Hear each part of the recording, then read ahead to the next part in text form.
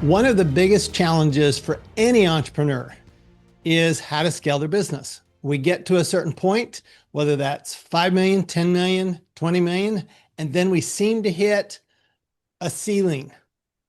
What is it that we need in order to break through that ceiling and truly scale our business to where private equity or somebody else could come in without us having to continue to be, frankly, the bottleneck of the business?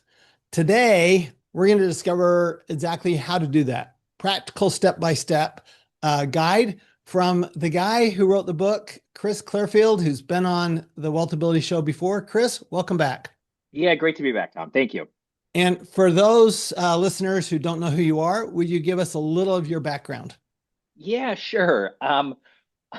I guess I'll say I'm an unlikely coach. I'm an unlikely person to be sitting in this seat in some ways because I studied science as an undergrad at Harvard. I studied physics and biochemistry and neuroscience, and then I was on my way to grad school, and then I got drawn into the Wall Street orbit, and started working as a derivatives trader right before the 2007 2008 financial crisis. So my career was very different than I thought it was going to be, and was taken in some unexpected directions. And the reason I mention the science thing is because it's really a part of how I work as a coach, right? I'm sort of seeing things in terms of systems. I'm kind of working with the systems that are present in people's business from that science perspective.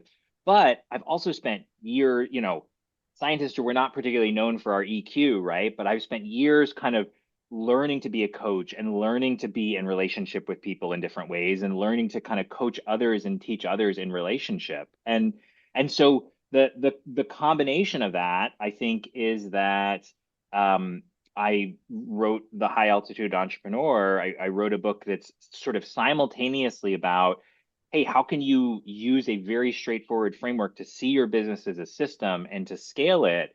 And also, how can you look internally at yourself and see the ways that you're actually your own, like you're the source of these challenges that you say you don't want to exist. Like there's a reason you're the bottleneck. And part of that reason is you and how you relate to yourself, how you relate to your leadership, how you relate to your business. Yeah, let's get right into that because one of the challenges with entrepreneurs, of course, is that we love starting things, but we're not really good managers as a general rule. Those are not two of the same. They're not the same skill set by any shape, Yes. by any means. And I found that, for example, for me in my CPA firm, separate from our franchise business, I found that the best thing that I can do is just get out of the way, Right. and then I'm not the one that's stopping it from growing, but at the same time, it's still the entrepreneur that has to facilitate that growth. So Yeah. I think that's the challenge for entrepreneurs is Yes.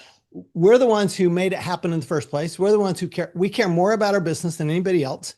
100%. And so we want to make sure it's okay, right? Yeah. At the same time, that can, you know, we don't know what we don't know, which is the big Right. challenge. So, okay, so if you were to take a business that's say, in fact, you know what? Let's just take we'll we'll be transparent here. Let's take our franchise business. Okay, we Let's do have it. we have 13 franchisees right now, so we're a small franchise, and our goal is to scale it to 500 franchisees. So, are what do you see as likely, without knowing anything about the business? What do you see as what are the typical bottlenecks? What keeps growth from happening? Yeah, it's a great question. I'm gonna take a minute just to step back and lay a little bit of just a tiny bit of some groundwork so we can be kind of talking in the same language around this. So I think what you just described about the challenge entrepreneurs face between that starter energy that we kind of love and we're sort of addicted to in some ways, and as you eloquently put it, like, hey, it takes a different skill set to manage the business, right? And you want to get out of the way, but you also know that you care about it the most, and you want to hold on. And that's such a familiar tension that entrepreneurs sit in. And by tension, what I really mean is a set of sort of seemingly opposing forces that you need to navigate in your business. And I think the first thing I want to say is that when your business gets to a certain point, your job as an entrepreneur changes a lot. And it's actually hard to see that. So your job changes from being the one who's doing things, right? Right. To being the one who is designing things. And by designing, what the first thing you need to do to be able to design the business you want is you need to be able to recognize that you are always in a negotiation between what you're giving up and what you're gaining. So with something like control and delegation, which is kind of where we started this, there's, I mean, how many business books tell you you got to delegate more, right? That's how you get Right. leverage, da da da da da, right? But the interesting thing is, okay, so why don't we do that? As we can read all the business books, why don't we put that into practice? And the reason we don't put it into practice is because there is actually a really big benefit to control. There is a really big benefit to operating in control. What most entrepreneurs don't realize is a lot of that benefit is benefit to their nervous system. It makes them feel Hmm. calmer. Sure. It makes them feel centered. It makes them feel, being in control gives them a sense Yeah, of there's your safety. emotional IQ. There's the emotional IQ. There it is. Yes. The emotional IQ plus the system, right? Exactly there. So what we end up having to do is we have to really recognize what are the benefits of operating where we are now, what are the costs of it, and what are the benefits and costs to shifting to something new. So what I tell entrepreneurs is, hey, your job is actually to be in that negotiation skillfully. And the first thing you have to do to be in that negotiation skillfully is you have to figure out what it is you're negotiating. And in my language, that we call that, you have to name your power tension, the power tension in your business. So now I want to turn it back to you because I just wanted to like lay that groundwork for a second so that we were on the same page for the rest of the conversation. So when you think about your franchise business and wanting to grow it, there are a couple of common tensions that many entrepreneurs face. There is control versus delegation, which we just talked about. There is tending to the urgent versus thinking strategically. There is delivering a customized experience and solution to everybody, which in this case would be your franchisees, or scaling and standardizing that experience. And there's other tensions too. There's other seemingly opposing forces. So I'm curious, when you think about your scaling business and wanting to grow it, like what are the obstacles you feel like you're facing? Well, one of the first things that comes to mind is there's pretty good statistics. About 90% of businesses fail for lack of capital. They Uh-huh. they they undercapitalize. That's why most startups fail within that first few years is because Uh-huh. of undercapitalization. Uh-huh. So I think one of the tensions is, okay, where does the capital come from? Right? Because most entrepreneurs have never raised capital, Yeah. right? So and they're in a startup. So let's say they're starting up enough and they've invested their own money and they invest their own time and got it so that it's maybe producing a little bit of income. But when you're talking about raising capital, people want to see results, right? Yeah. They want to see, the big term right now is annual recurring revenue, right? Yeah. ARR. Where's that annual recurring revenue? They don't want to see one-off sales. They don't. Capital doesn't want Yeah. to see one-off sales. They want to see what's going to happen every single year. It's actually the reason we went from a network business to a franchise business because Uh-huh. franchises have annual recurring revenue, whereas networks don't. They're Uh-huh. like you're producing income when people pay you and you're Right. producing income, but the recurring revenue is just not that big. Whereas when you've got royalties coming in, you're going to generate that annual recurring revenue. So I think actually that's one of the biggest tensions is for most entrepreneurs is, um, I can plan all I want, but if I don't have the capital, it's not going to grow. Yeah. Yeah. And so when you think about your franchise business and growing it, it sounds like maybe the tension is between going and getting external capital, which requires all these metrics, versus kind of bootstrapping it and Right. and and kind of That being I internally think funded. that's a really good way to put it. And I think every entrepreneur uh, fights that tension. Do I Yeah. bootstrap it? Okay. Yeah. And grow slowly, which Yeah. there's some actual benefits to that because you Yes. don't get out of control. Yep. You don't, um, failure can come as easily from too much growth as not enough growth, Yep. right? So there are some benefits from that. On the other side, if you actually know, okay, you've got a vision of it and you can plan that out and you actually can delegate. Okay, we'll Yep. get into delegation in a minute because Yep. that's an important skill set that I'm very comfortable with, but I know a lot of entrepreneurs aren't. Yep. So I do think that's an issue. So how do you deal with that issue? How do you coach Uh, through that issue? well, I mean, we're kind of doing it now, right? So I'm thinking about, hey, well, you've already mentioned some of the upsides of growing slowly, right? You get to learn as you Mhm. go. I mean, kind of heard that, you get the, you don't grow too fast. It doesn't all fall apart. You're not out of control. So there's those benefits to growing slowly. You get to sort of lay down track as you go. You get to kind of prove your results as you go.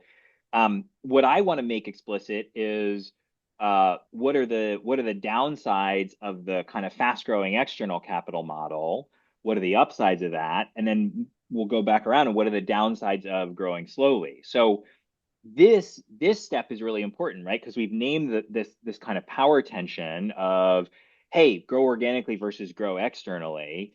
And then the question is, if we look at the upsides and downsides of all of that, and we recognize, hey, your job really is to navigate this tension holistically. It's not to choose one spot and kind of go Right. all in on it.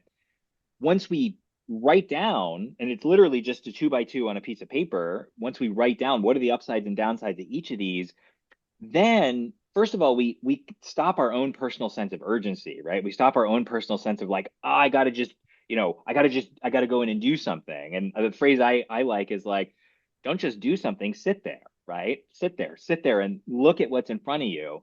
And then when you understand that you're navigating this tension, what you get to start to do is you get to start to design the upsides and downsides of this. You get to start to design a solution that captures as much of the upsides and minimizes as much of the downsides as possible.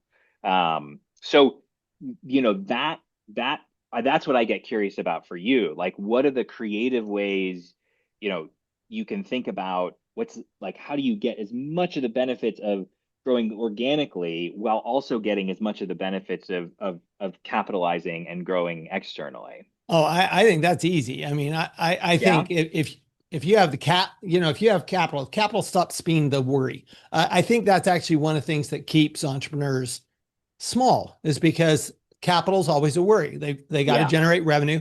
Now there's a benefit to, I mean, for example, we became profitable probably 2 years early for a Uh-huh. typical franchise. Okay.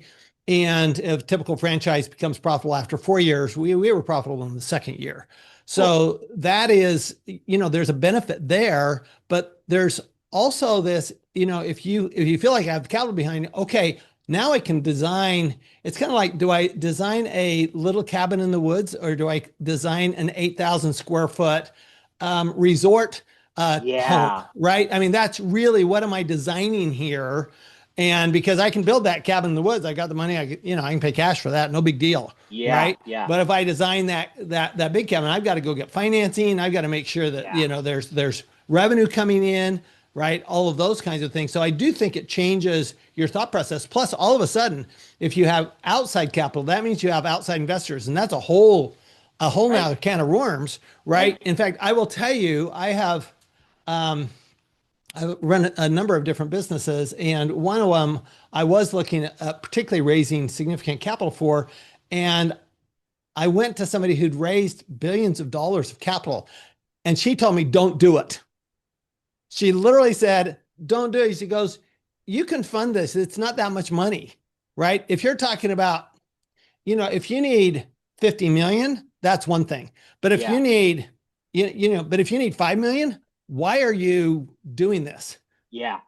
Right. And Great. that was her advice is, Yeah. you can design other income sources. So if you look at, for example, Tesla, I love what Tesla did to raise capital. They raised it from their customers, right? That's how Yes. they've Yes. raised a lot of capital because you have to put $1,000 deposit down on that Model 3, right? And they raised billions of dollars Yeah. for the Model 3. So they had all the money to design and build the car Yeah. before they ever designed and built the car. Yep. Yeah. So it sounds to me like, so the first tension we started with, like organic growth versus external capital, you feel pretty comfortable with that. You get that. But it sounds to me like the real thing you're sitting with is, what do I want? Do I want a cabin in the woods, or do I want the Oh $8,000 no, that's mansion? easy. That's easy because That's easy too. I want the 8,000 square foot. So You do? Okay. that's not an issue. And I think for a lot of entrepreneurs, they can see the vision. I mean, Okay. entrepreneurs are really good at vision. I'm not talking about your small business owner, right? Yeah, We have yeah, a lot of those. I'm talking about the differences. An entrepreneur really has that vision. So yeah. you've got that vision, but at the same time, you don't have the skill sets. Mm-hmm. Right? You don't have the skill sets. So part of this is building those skill sets or finding the people. The other thing we've all done is we've hired people thinking, hey, I'm going to Yeah. have somebody else do it. And they're a complete fail, Yeah. right? Because we don't even know how to manage that person. Like you hire a chief marketing officer, or a chief technology officer. You don't know enough about what they're doing to be able to know whether they're successful. Yes. And this is where I'm going to circle back to a little bit where we started, where we talked about the entrepreneur's role in this, right? And the entrepreneur's role in creating the conditions that we say we don't want to exist, right? And hiring that expert, whether it's that chief marketing officer or the operations officer or whatever. So many entrepreneurs I work with, you know, they live in this myth that, like, oh well, like once I get the right hire in this Right. place, like then it's all going to be fine, right?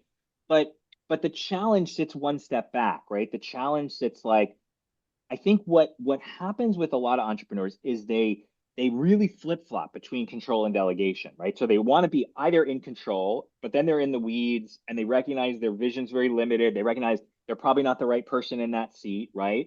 So they hire somebody and then they flip all the way over to delegation, right? Then they're just like, "Oh, Right. I'm out of this. This is yours. You do this." And then they're surprised when they don't get what they wanted, when they don't get what Yes. they expected. The, So one of the things I like to say is that, the delegation is not a communications problem. It's an expectations problem.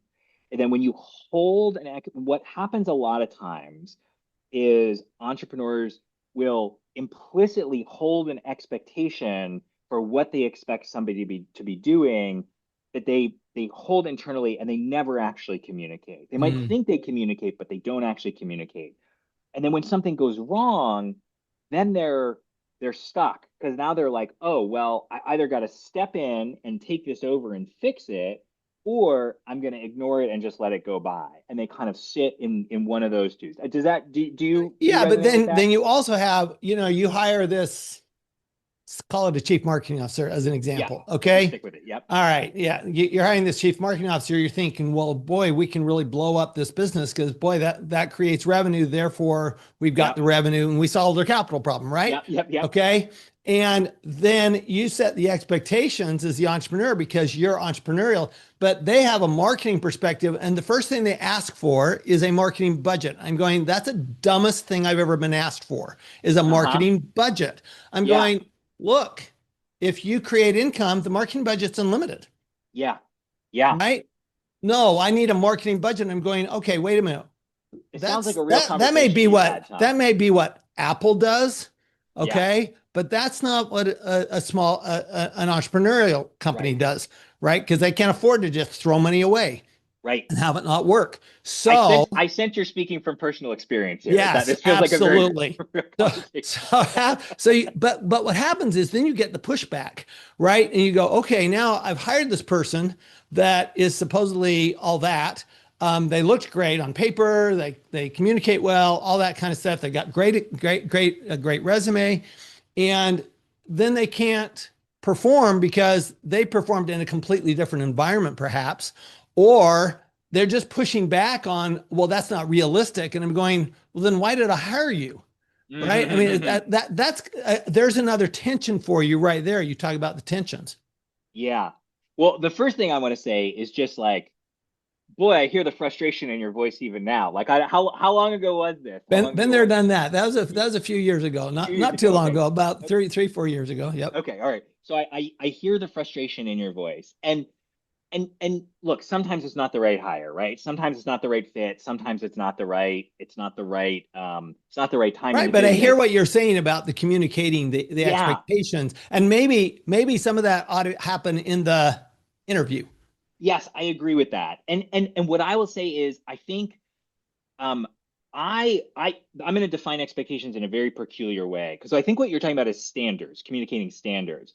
Expectations to me are the things we hold, but we hold implicitly. It's like the things we hold because they're like we're in the water with them, right? Like we the things we hold that we don't even notice we're holding. And we all have that. We know that feeling of an expectation being violated. We know that feeling in our bodies because it's that feeling of like when you're on the road and somebody's coming to merge and you expect them to merge behind you and then suddenly they merge right in front of you and you're like, whoa, like that feeling, that's the feeling of an expectation being violated. And I'm guessing you had that feeling when your marketing person, your CMO came to you and said, well, what's the budget for this? You're like, whoa, like that. My expectation is you're thinking like I'm thinking. So the thing I say to entrepreneurs is, hey, your job isn't to communicate tasks to people. Your job is to communicate context to people. And context includes what's going on, what's the situation, what success looks like. Here are my values as an entrepreneur. Here's what we're going for overall as the business. Here's what success specifically likes for you in this role in the next whatever, first 3 months, first 6 months. And here are the guardrails and constraints, right? In this case, it's like, hey, maybe you've got $15,000 to start for outside vendors, et cetera, if you need to do copywriting, blah, blah, blah. But the guardrails are every dollar you spend in marketing needs to be generated by marketing, right? So that would be an example of a constraint that you could say very clearly. And then I think what the interview process is, so you can do this with people that are already internally, but we'll talk about in the interview process. Then the interview process there is, hey, here, like read this doc that I've written because you got to write it down because if you're just saying it, you don't know what they're connecting with. Read this doc, ask me any questions, and then tell me what's your plan for meeting these goals, right? And that gives you something to talk about. Suddenly you're not just, hey, I'm throwing the ball over the fence to you. Now you're really in a dialogue with your person, and that is game changing. Right. Which actually gets us back to, I think, the skill set of delegating, right? Yes, Because agreed. because it has to be specific. So Yes. can you talk about that? Because I know you talk about that a lot in your book, is Yeah. how important delegation is. Describe, if you will, for our listeners, your idea of the perfect delegation. Well, I would say that I'm even gonna start a level before that. The perfect delegation is not a delegation. The perfect delegation is an empowerment. It is, hey, here's what I need you to do. It was what we were just talking about. Here's the context. Here's what I need you to do. Here's what success looks like. Here's the freedoms and constraints. And now you tell me how you're going to do it. That is empowering somebody because now all of a sudden you get the benefit of feeling safe and secure that you have confidence that what they're going to do is going to get you to your goals on the one hand. And on the other hand, you're giving them the clarity and the freedom to go off. So they're not coming back to you with every decision. You've taken yourself out of the position of being the bottleneck. Now, the thing I want to say is you can read this in a book, right? You can read about this in my book, you can read about this in books, but really this takes practice. What this like don't have the first situation you're empowering somebody in this way be your bet the company situation, right? Like this way of giving people context, building a bridge, building trust, and then letting go, and then seeing that everything is okay. That's something that our nervous systems really need to learn over time. And the way we learn that is by doing it and seeing that, oh, in fact, everything didn't fall apart when I empowered somebody in this way. So next time I can go a little bit bigger. Next time I can go a little bit bigger. I think from my perspective, a lot of entrepreneurs see these things as all or nothing, right? I got to be all in and be totally letting go, or I'm going to be in control. Right. And the way I see them is, hey, it's a series of experiments so we can grow and learn, so our teams can grow and learn, and so we can kind of learn to be settled even amidst the chaos of whatever is going on in our business.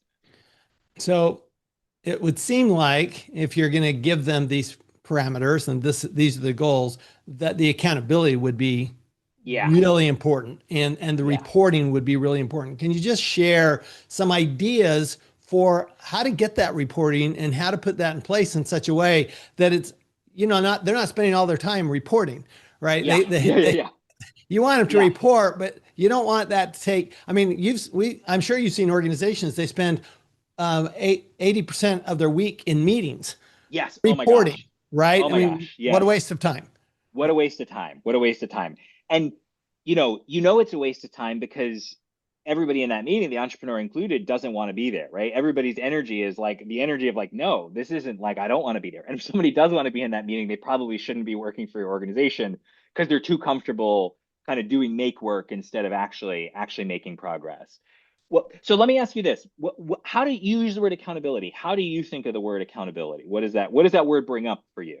Oh, to me, it brings up, just I need a weekly report. I need to know you said Yeah. you were going to do this. Yeah. Was it done? Yep. What's Yeah. the result of doing it? I mean, it's Yeah. it's that simple to me. Great. Yeah, so I think that's not a bad kind of core of it. And I like to push entrepreneurs to see accountability a little bit differently. So what I would describe what you're describing is it's a fine form of accountability. I would call it top-down accountability, right? It's the kind of accountability from like school or like the corporate workplace, right? Where it's like, hey, the boss is up here, the teacher is up here, they know, they tell you what to do, you go away, you do it, you tell them how it was, and then they evaluate you on it, right? Like, hey, did you do this? Did you not do it? And the form of accountability that I find much more powerful for entrepreneurs is something I call collaborative accountability, which is that we still have the same standards, we still have the same idea that hey, you said you were going to do this, you're going to go away and do this. But what we do instead is when something doesn't happen as we expected it to, we hold it with some curiosity. So Sure. instead of, hey, you said you were going to do this and you didn't do it, Yeah. it's like, hey, I know we talked about, that this was a priority. I noticed it hasn't happened. Tell me what's going on with that. It's like, oh, well, this other thing came up and this other thing came up and this other thing came up. I have a vignette in the book about an entrepreneur who she and her team have designed this kind of regional pilot for her manufacturing company. And the regional pilot's basically not getting off the ground, right? They're sort of everybody's still focused in on like the core work of the business. And they know that this expansion is important, and yet they're not doing it. And so the entrepreneur has a conversation with her COO, and she's like, "Hey, like, I know we said we were going to do this, and it didn't happen. Like, what's up? Tell me what's going on." It was like, "Oh, well, we're actually like we need more capacity in this area, in this area, in this area." And it's like, okay, I hear those things, and this expansion was really important, and you helped design it, and so you know how important it is. So how can we handle our core business while at the same time getting enough resources to focus on this expansion? And so that sense of collaboration, it's not about like, hey, this was your job and you did it wrong. It's recognizing that you as the entrepreneur are actually part of setting the priorities for your team. You're Well, part. I actually always also find that it's best if they're the ones who who set the goals, as Yeah, opposed to me setting the goals. Say, okay, yeah, here's what we're trying to accomplish, big picture. yeah, Okay, yeah. what needs to happen? Great. Yeah. And so even within that, it's like, okay, here were your goals and you didn't meet those. So tell me what Tell got me in the what way of happened. those. Right? Yeah, What's tell me what going on? happened. And how can we see this as not something that you need to do to be different, but how can we see this as a systems problem that we're going to redesign together? Were those not the right goals? Are you bottlenecked somewhere else? Right? It's kind of you become collaborative problem solvers together rather than, hey, I need a report that shows me that this is making progress. And that's a very different way of really empowering your team to take action. And it's tremendously powerful. Now, a lot of entrepreneurs, they'll tell me, "Hey, my challenge is I'm always putting out fires." Yeah. So, what is it that's causing them to always put out fires, and how do they get away from that? Yeah. So it's such a great question, right? Because the sort of the first of all, the answer is so different from business to business, right? In some businesses, it's an entrepreneur who's built a whole business around urgency and around delivering customer service quickly. I work with a woman who runs an industrial repair company, and their whole thing is like, hey, you've got a big piece of equipment down. We can do a quick turnaround. We can get somebody out there. We can fab your parts. We're fast, right? So that's part of it. And then she is getting sucked into that urgency on a day-to-day basis. And so she's not able to think, strategically. And when we were working together, what what we did was we first mapped out, hey, what's the upside and downside of focusing on urgency versus focusing on your strategic priorities? What's the balance there? Let's name both sides of that tension and let's look at the upsides and downsides on both of them. And in doing that, she started to realize that part of what drew her into the urgency was kind of the dopamine hit of it. It Yeah. was kind of like where we started with, Sure. right? There was something about that fast starter energy You that she solved really it. liked. You solved it, You right? solved the Boom. problem. Problem Boom. comes up, boom. You solve Boom. it. Problem comes Dopamine. up, Yep. boom. Yeah, exactly. Boom, boom, boom. And so when she realized that, she started to be able to reorient herself to like, oh, what's the real, what's the, what, the, it's the difference between um, it's the difference between a hit of dopamine and a hit of reward and true satisfaction. And so she started to ask the question, like, how would I feel most satisfied in my business? Not most gratified in an instant, but most satisfied with my business. And that question changed everything for her. She was able to see that scale very, very differently. She was able to see the upsides and downsides very differently. And she was able to start prioritizing her own energy in a different way. And what was interesting about it was as soon as she made that shift, it gave her a lot of energy. And it's not that she never stepped into something urgent or she never stepped in to expedite something, but she was able to consciously ask herself, is this worth it for me to jump into? Yeah, I had a partner for 25 years, and she was really good at asking me the question, okay, so you want to do something new, because entrepreneurs, we're always coming with new ideas, right? That's Yep. actually I think one of our biggest parts of that ceiling is new ideas versus let's Yes. complete, I let's keep, agree. right. I And think that's a there's another tension to navigate, yeah, right? right, right. And my partner, she was great. She'd come back and she'd say, "Okay, so this is great. What would you like me to move down in priority so that we can do this?" Because she Yeah. was always looking at resources, right? She was our Yep. resource manager basically, Yep. and she was always looking at that. And she just asking that question Yeah. was so helpful Yep. because I couldn't ask that question to myself. Because to me, it's just like, Let's hey, do it. it's I can see it. It's not that hard. Let's do it. Okay. All right. Let's What do do it. we Yep. not everybody can do that, right? Yep. And so not everybody wants to just and so what happened, there's a time there when people would just say, well, they would just drop everything because Tom said this. Yes, agreed. I've been in that place. Yep. Okay. And so what I had to learn was, hey, I need to ask that question. Okay, what am I what am I Beautiful. asking them to, what do I want them to give up in order for Yeah. this? And is this a high priority than what they were already doing? Yeah. Yeah, that's exactly it. And it's by seeing the situation clearly. It's by seeing the fact that hey, there is a trade-off here. There's an upside and downside to how I am operating right now. And there's an upside and downside to a different way of operating. And what the client I was just talking about, what she did was, after we were working together, she had a kind of a, request for a rush job come in and she looked at it and she was like, I can do this. I can call, our vendors and pay their expedite fee to do this. It's going to take the next 6 hours of my day to get this to happen. How much is this client willing to pay us? How much is this a franchise relationship that we want to develop? And is it worth it compared to the block of strategic work that I had blocked off? And Tom, it sort of doesn't matter what the answer is in that moment, Right. right? Whatever answer she's going with is an answer that's coming with clarity. In this case, she happened to say, no, it's not worth it. This strategic work is more important.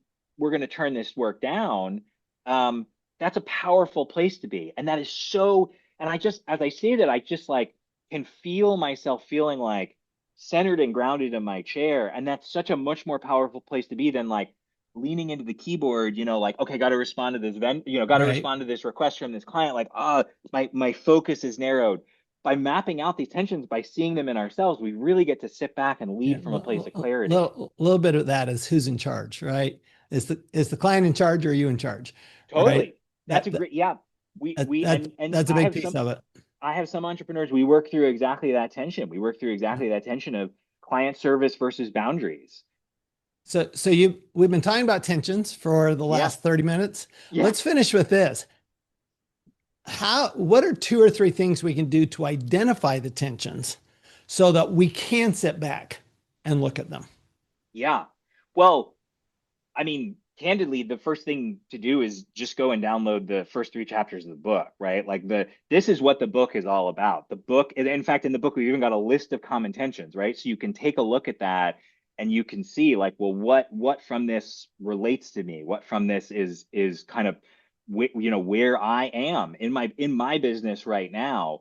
Um, the book is really built around this framework of how do you identify your power tension? How do you map it out?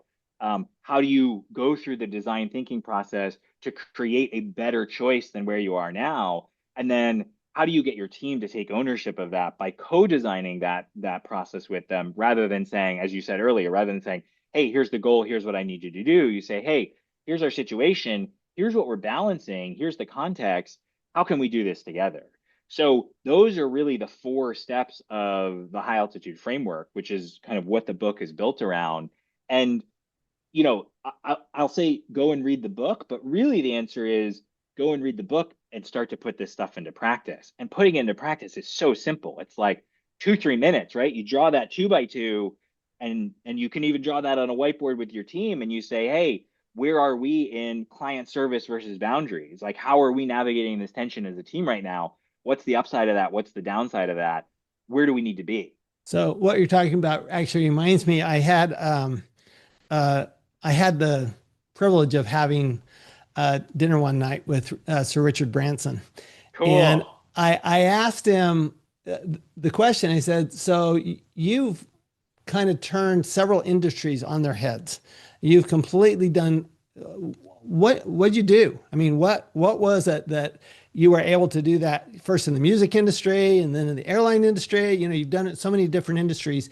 He said, he looks at me, he just smiled. He goes, not that hard.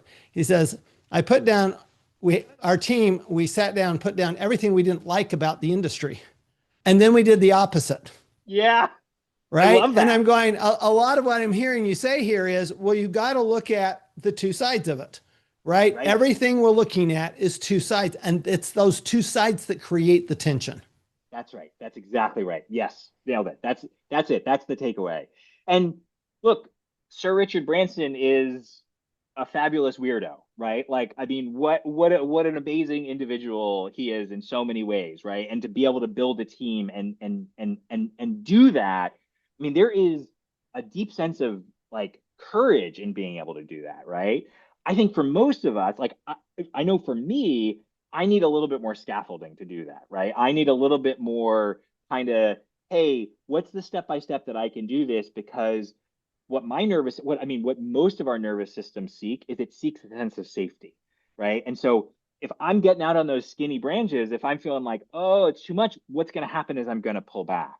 And so Right. for most of us, the process that we get to go through is exactly that. It's looking at the what we're doing in the opposite, seeing what the cost benefits are, and then doing like entering into that slowly with experiments, entering into that change with experiments, because one of the worst things we can do as an entrepreneur is flip flop overnight, Right. right? I love it. Just test it.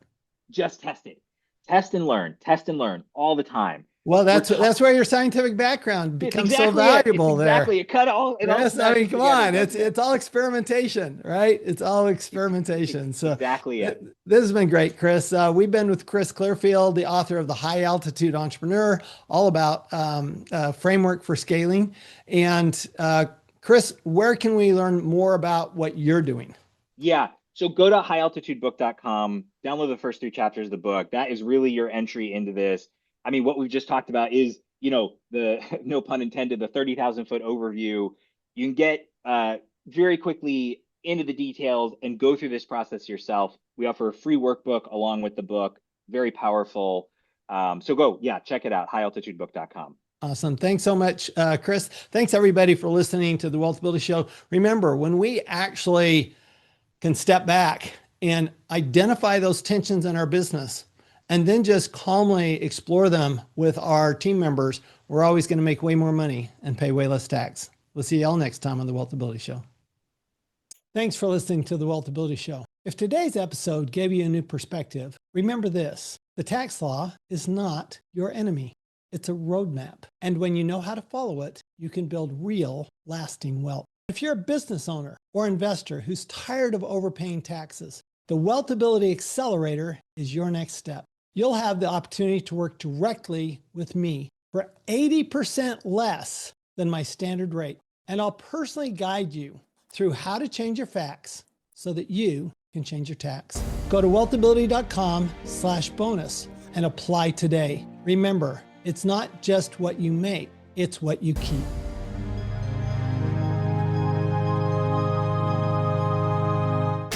This podcast is a presentation of Rich Dad Media Network.